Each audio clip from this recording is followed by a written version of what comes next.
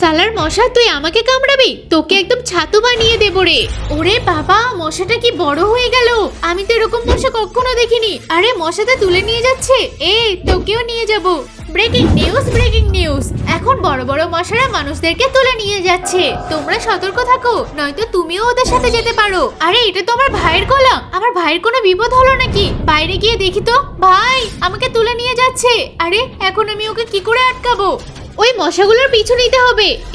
ওকে জবাই কর তাড়াতাড়ি। এই তো করে ফেলেছি। আরে এ কি করছে? মাথা কেটে ফেলছে, আবার রক্ত বের করে নিচ্ছে। না, আমাকে ছেড়ে দাও, আমাকে ছেড়ে দাও বলছি। দাঁড়াও, আমার ভাইকে মেরো না, আমার ভাইকে ছেড়ে দাও। ওকে যদি আমরা ছাড়ি, আমাদের বস আমাদেরকে ছাড়বে না। হ্যাঁ, ছাড়বো না তো। এই যে আমি ওদের বস। আমি হলাম অনেক বড় সায়েন্টিস্ট। এই মশাগুলোকে তো আমিই বানিয়েছি।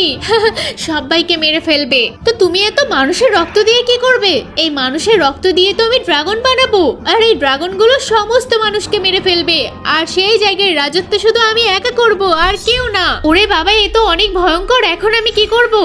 শোনো, তুমি কি দুনিয়াতে একাই রাজত্ব করবে? হ্যাঁ। সবাইকে মেরে ফেলবে? হ্যাঁ। তার মানে তুমি আমাকেও মেরে ফেলবে? হ্যাঁ। এই মশাদেরকে মারবো তো। দেখো মশাগণ, দেখো কার হয়ে কাজ করছো। তুমি ওর হয়ে কাজ করছো, ওরাই তো তোমাদের মেরে ফেলবে। যাও, ওর উপর হামলা করো। হ্যাঁ, ঠিক বলেছে, ওকে আমাদের মারতে হবে।